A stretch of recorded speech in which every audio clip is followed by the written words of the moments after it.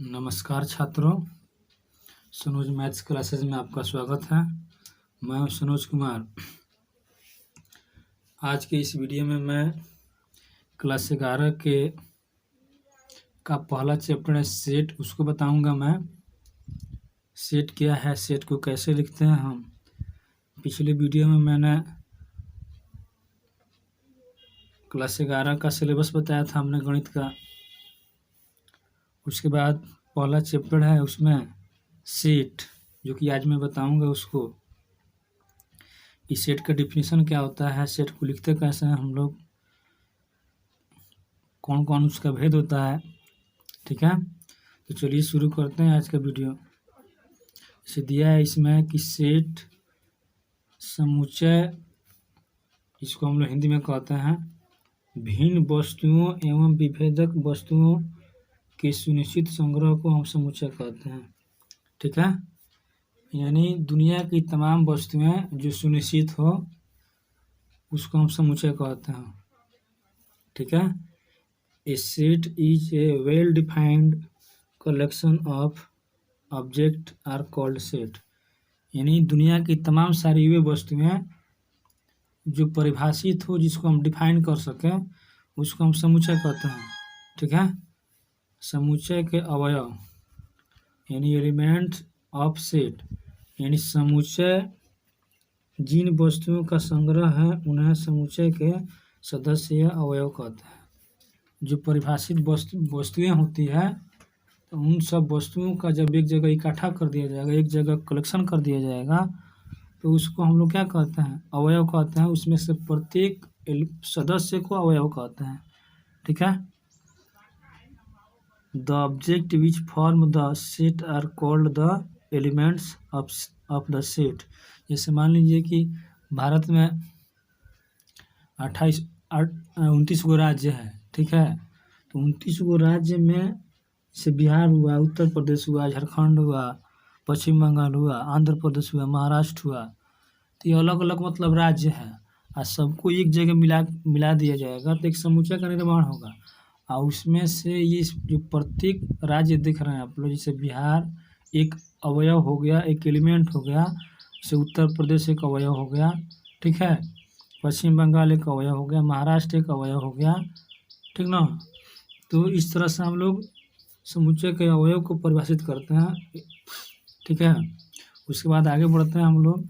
दिया है इसमें इस नोट में वन दिया है कि सुनिश्चित संग्रह तभी संभव होगा जब कोई सदस्य क्या हो, डिफाइन हो, परिभाषित हो। यानी हम अभी बताए थे आपको कि सुनिश्चित संग्रह को ही हम समुच्चय कहते हैं। जो डिफाइन होगा, जो परिभाषित होगा, उसको हम क्या कहते हैं, समुच्चय बोलते हैं। ठीक ना, उसके बाद से बोल रहा है इसमें कि किसी समुच्चय के अवयवों को दोहराने से उस समुच्चय की प्रकृति नहीं बदलती है। दोहराए गए अवयव को केवल एक बार ही लिखना पर्याप्त होता है। यानी कहने का मतलब है कि समुच्चय में कोई सदस्य बार बार आ रहा है तो उसको बार बार नहीं लिखा जाता है, केवल एक ही बार लिखना पर्याप्त है उसको। ठीक है, जैसे बिहार 2 जगह 3 जगह समुच्चय में आ गया तो बिहार एक ही जगह लिख दिया जाएगा तो काम चल जाएगा, बार बार लिखना जरूरी नहीं समझा जाता है। ठीक है, उसके बाद एग्जाम्पल दिया है इसमें कि भारत के सभी नदियों का समुच्चय। ठीक है, एशिया के देशों का समुच्चय। तो यहाँ हम देख सकते हैं यहाँ पे हम लोग कि भारत की नदियाँ, तो भारत की नदियाँ आपका होगा इसमें, जैसे गंगा नदी हुआ, घाघरा नदी हुआ, सोन नदी हुआ, कोसी नदी हुआ, यमुना नदी हुआ। और समुच्चय का हम लोग मझले कोष्ठ में लिखते हैं। ठीक ना, और इसमें प्रत्येक अवयव जो दिख रहा है, जैसे गंगा एक एलिमेंट हुआ, एक अवयव हुआ, घाघरा भी एक हो गया, सबको मिला दिया जाएगा, एक समुच्चय का निर्माण हो जाएगा आपका। ठीक है, उसके बाद से दिया इसमें एशिया के देश, जैसे भारत हुआ, नेपाल हुआ, चीन हुआ, भूटान हुआ, बहुत सारे देश हैं। तो इसमें प्रत्येक देश को हम लोग अवयव कहते हैं, और सब देश को मिला दिया जाएगा तो एक समुच्चय का निर्माण हो जाएगा। और उस समुच्चय को हम लोग क्या करते हैं, मझौले कोष्ठ में लिखते हैं। ठीक ना, तो समुच्चय ये हो गया आपका। उसके बाद से दिया है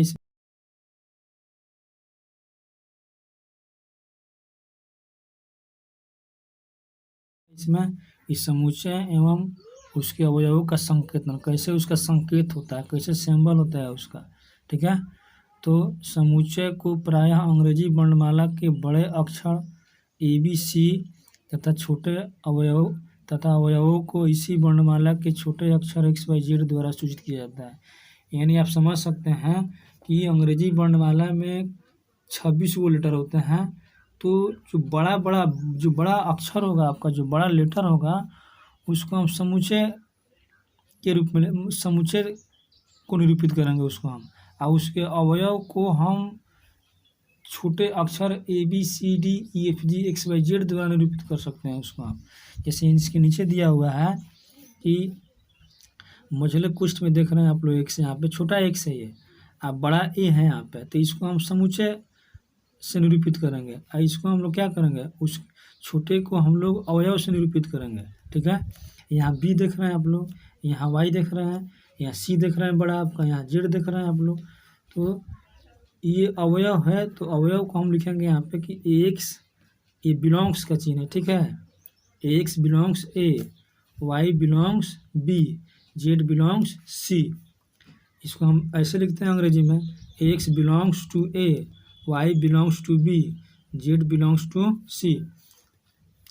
इसको हम अन्य तरीक़ा से भी समझ सकते हैं। जैसे मान लीजिए कि हम बिहार के निवासी हैं, ठीक ना, तो बिहार का आबादी जो है मतलब 10 करोड़ 11 करोड़ के आसपास है।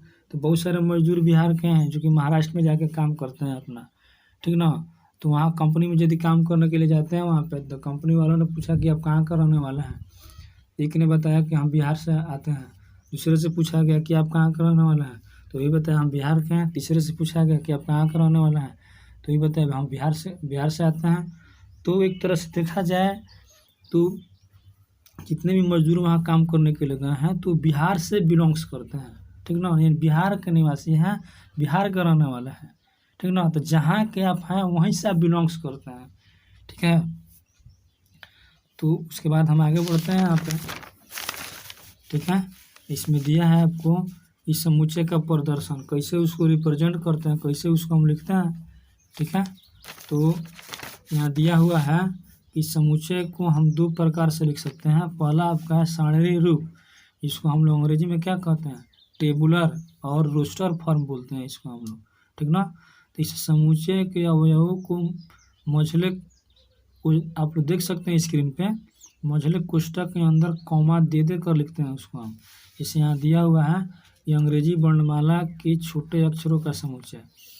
तो समुच्चय को हम लोग बड़े अक्षर से निरूपित करते हैं और उसके अवयव को हम लोग छोटे अक्षरों से निरूपित करते हैं, ठीक है। तो यहाँ देख सकते हैं आप लोग कि मझले कोष्ठ में आपको ABCD लिखा हुआ है, जेड तक लिखा हुआ है, बीच में डॉट डॉट है, ठीक ना। यहाँ ए लिखा हुआ है जो कि समुच्चय को हम लोग बड़े अक्षर से सूचित करते हैं उसको हम। दूसरा में दिया है कि अंग्रेजी वर्णमाला के स्वर अक्षरों का समुच्चय, इस एक्स हुआ यहाँ पे, तो A E I O U स्वर अक्षर हुआ, भवेल हुआ आपका, ठीक ना।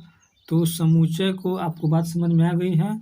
तो समुच्चय को हम अंग्रेजी वर्णमाला के बड़े अक्षरों से निरूपित करते हैं, उसके अवयव को छोटे अक्षरों से निरूपित करते हैं, ठीक है। दूसरा आपका है इसमें गुण प्रकटीकरण रूप, यानी सेट बिल्डर फॉर्म होता है आपका। तो समुच्चय को इस रूप में प्रकट करने के लिए हम समुच्चय के अवयवों के सामान्य गुण का वर्णन करते हैं, जिसके आधार पर इसके अवयव सुनिश्चित रूप से मिल जाए। इसमें क्या करते हैं हम लोग कि इसके कोई भी अवयव है तो उसके सामान्य गुण का वर्णन करता है, तब लिखते हैं उसको हम लोग मझले कोष्ठ में। जैसे समुच्चय ए बराबर मझले कोष्ठ के अंदर होगा एक्स सच दैट एक्स अंग्रेजी वर्णमाला का एक छोटा अक्षर है। एक्स जो है, एक्स सच दैट एक्स यानी एक्स अंग्रेजी वर्णमाला का एक छोटा अक्षर है। ऐसे में हम इसको ऐसे लिख सकते हैं, ऐसे कह सकते हैं इसको हम लोग, ठीक है। जैसे मान लीजिए कि समुच्चय ए हुआ तो उसको लिख सकते हैं हम लोग ABCDE डॉट डॉट जेड तक हो जाएगा आपका ये, ठीक है। तो इसके सामान्य गुण का हम लोग वर्णन करते हैं, लिखते हैं हम लोग शब्द में लिखते हैं उसको हम लोग, ठीक है, गुण प्रकटीकरण रूप में। उसके बाद से दिया है इसमें आगे कि दूसरा में दिया है कि n बराबर मझले कोष्ठ में एक्स सच दैट एक्स एक प्राकृत संख्या है। तो एक्स जो है एक प्राकृत संख्या है जो कि आपका 1 होगा, 2 होगा, 3 होगा, 4 होगा, 5 होगा, ठीक है। हम मझले कोष्ठ के अंदर लिखेंगे यानी एक तरह से समझ लीजिएगा आप कि शारीरिक रूप में क्या करते हैं हम लोग कि ABCD मैंने अंक में लिखते हैं हम लोग, लेटर में लिखते हैं हम लोग, डिजिट में लिखेंगे हम, लेकिन गुण प्रकटीकरण रूप में हम लोग क्या करते हैं, जो शारीरिक रूप में आपका लेटर के रूप में कोई छोटा अक्षर दिया है, अंक के रूप में दिया है, डिजिट के रूप में दिया है, तो जब गुण प्रकटीकरण रूप में हम लोग लिखते हैं तो शब्द के रूप में लिखते हैं उसको हम लोग, और उसके सामान्य गुण का वर्णन करते हैं। ठीक है, इससे ऊपर में आपने देखा था यहाँ पे कि समुच्चय A बराबर ABCD XYZ, इसी चीज़ को यहाँ पे मतलब वर्ड में लिख दिया गया है कि X सब्जेक्ट X अंग्रेजी वर्णमाला का एक छोटा अक्षर है। ठीक है, उसके बाद से नोट में दिया है यहाँ पे कि संकेत यानी सिंबल में, यानी इसको देख रहे हैं आप लोग, इसको विसर्ग बोलते हैं हम लोग हिंदी में इसको। ठीक है, या ऐसे चिन्ह देख रहे हैं आप लोग, इसको यहाँ डिवाइड का चिन्ह है आपका ये, ठीक ना, को पढ़ते हैं हम लोग जबकि पढ़ते हैं या सच दैट पढ़ते हैं इसको मैथ की भाषा में हम लोग। ठीक है, हिंदी में जबकि बोलते हैं, अंग्रेजी में सच दैट बोलते हैं इसको हम लोग। ऐसे चिन्ह कहीं भी मिल जाएगा तो जबकि बोलिएगा, ऐसे मिल जाएगा तो जबकि बोलिएगा, इंग्लिश में उसको सच दैट बोलिएगा। ठीक ना, तो हमारे प्यारे छात्रों, हमारे प्यारे दोस्तों, यह वीडियो कैसा लगा, अच्छा लगा हो तो प्लीज़ चैनल को सब्सक्राइब करें और बेल आइकन को प्रेस करें और अधिक से अधिक अपने दोस्तों के साथ शेयर करें। ठीक है, तब तक के लिए जय हिंद, जय भारत।